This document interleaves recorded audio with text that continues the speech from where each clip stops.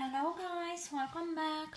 So in today's video we are going to repot together my new masdevallia ignea that I recently got from Claesen Orchid shop. If you didn't watch my orchid haul video, you have a link in the description of this video. I can see my masdevallia, it is a bit wobbly in the pot, and I wanted to see how the root system looks like. I don't think I need to squeeze the pot.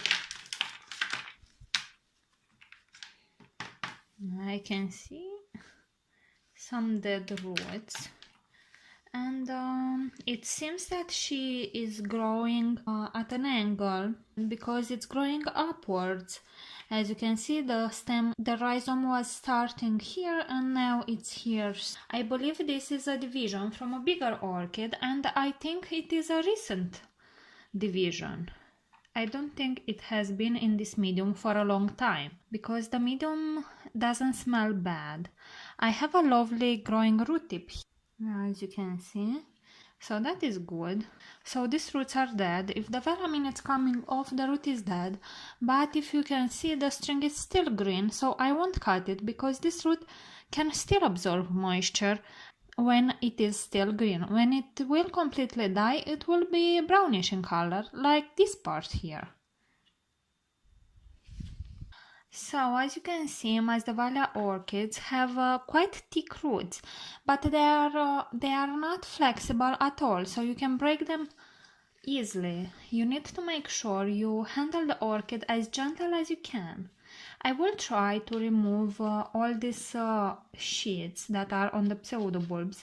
They usually can hide pests, and they can rot the plant if you don't have a good air circulation. Also, the flower spikes would start somewhere here. I think that if this dead sheet is staying there moist on the pseudobulb, maybe it will rot the spike. I don't know, but I don't like them, so I will take them off. I don't think I will need to do a lot of root cleanup because I don't have all that many roots. And now I will need to use a little bit my scissors that have been already sterilized in some alcohol, and after that I flame them, I need to make sure, look at that, I have damaged a flower spike. This here was a flower spike. Can you see that here? That was a flower spike, and now it's broken. So you know what I will do, I will take my gloves off because I need to be as gentle as I can, although this can mean I will spoil my nails. I need to handle with my fingers. Alright, this is much better.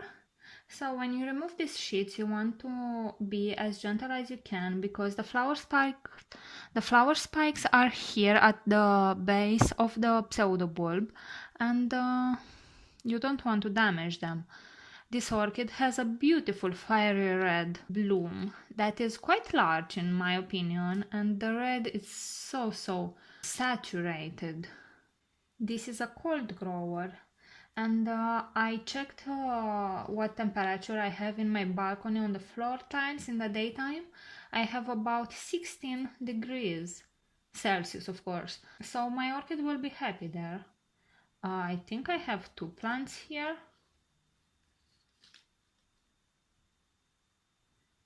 Yeah, I have 2 masdevallias here. That wasn't I didn't expect that, to be pretty honest. Anyway, let's cut this dead part here. When you see the leaf from this point, it's the leaf of the masdevallia. When you see the leaf has died, this is probably because either you sunburned the orchid, meaning you gave it too much light, either you give it too much temperature, too high temperature, either you give it too much water, meaning you kept it soggy. Uh, so my orchid has now only 2 leaves here, but I think it will do fine.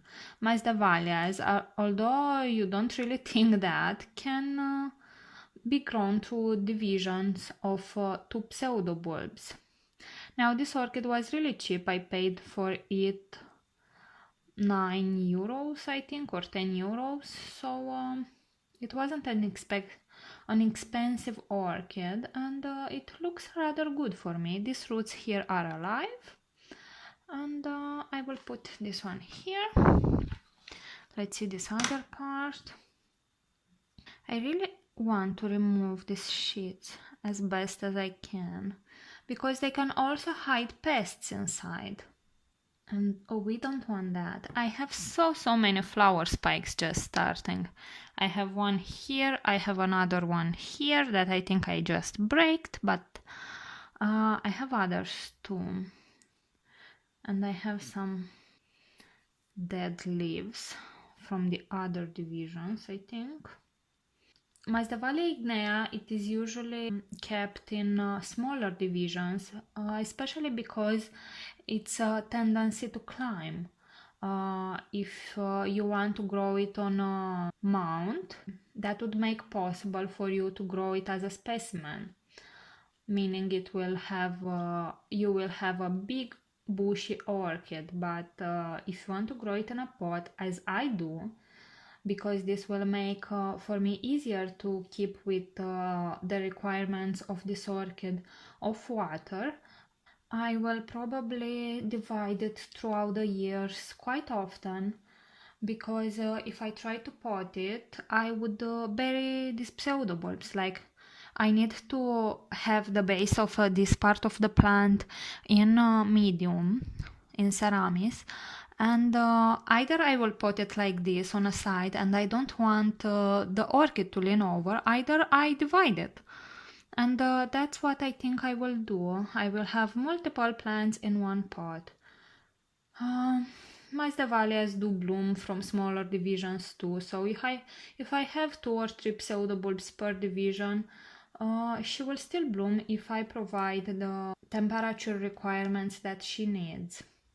This orchid likes about 10 to 13 Celsius in the nighttime and maximum 18 Celsius in the daytime, so this will make a little bit tricky for me in the summertime, because I have hot summers.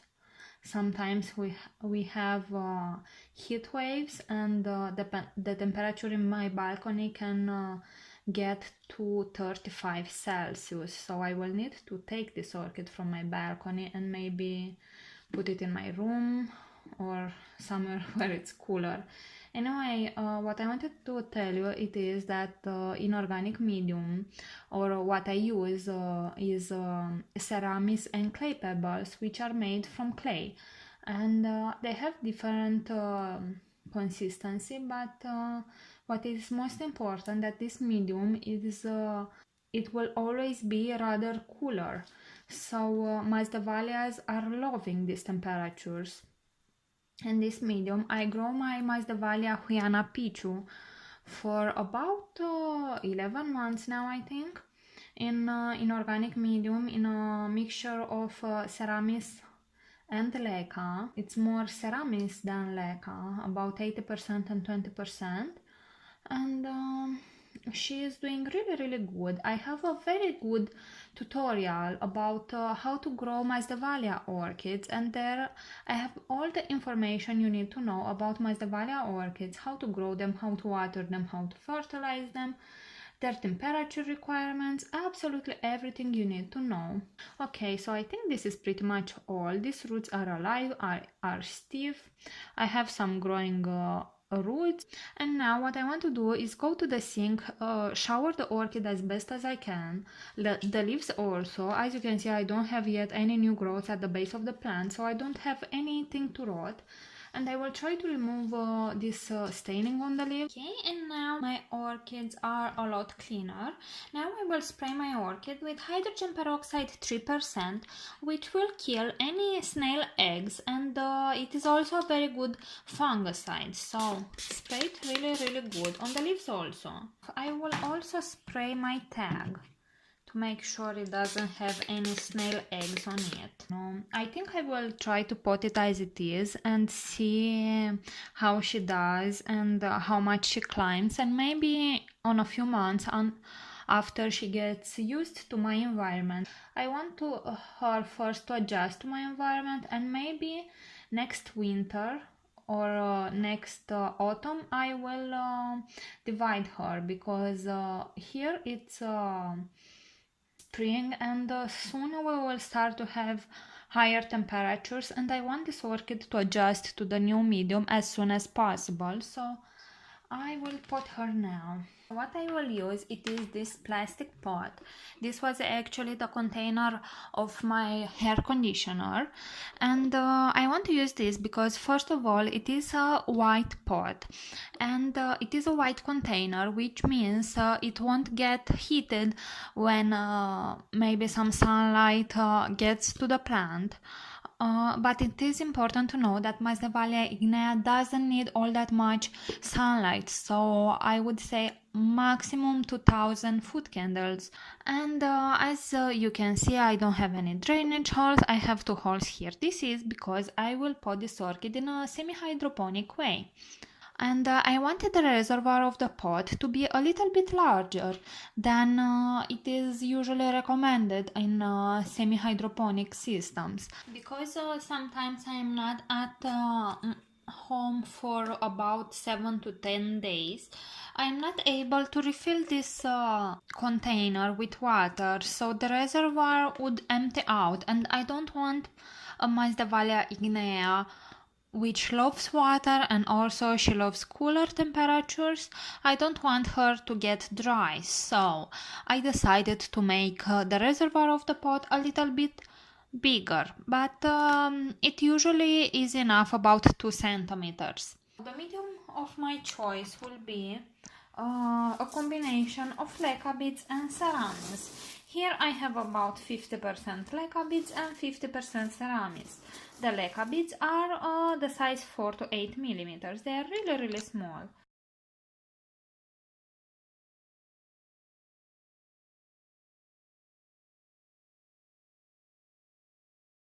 So I will take the bigger section and I will try to put it with the oldest growth, which is this one here, at on the side of the pot, so I can leave as much growth as possible in the pot.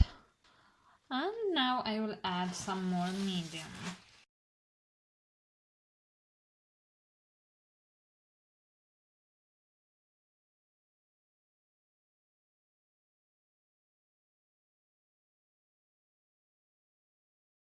Here the back of the plant, it is a lot deeper in the pot, and what you want to do, it is put either some big chunks of leca beads or some pieces of clay pot, and I will use that. I will use some bigger pieces of a clay pot that I smashed. This part of the plant that is deeper needs to also to be ventilated, and she also needs moisture, but you don't want to bury it because it would rot.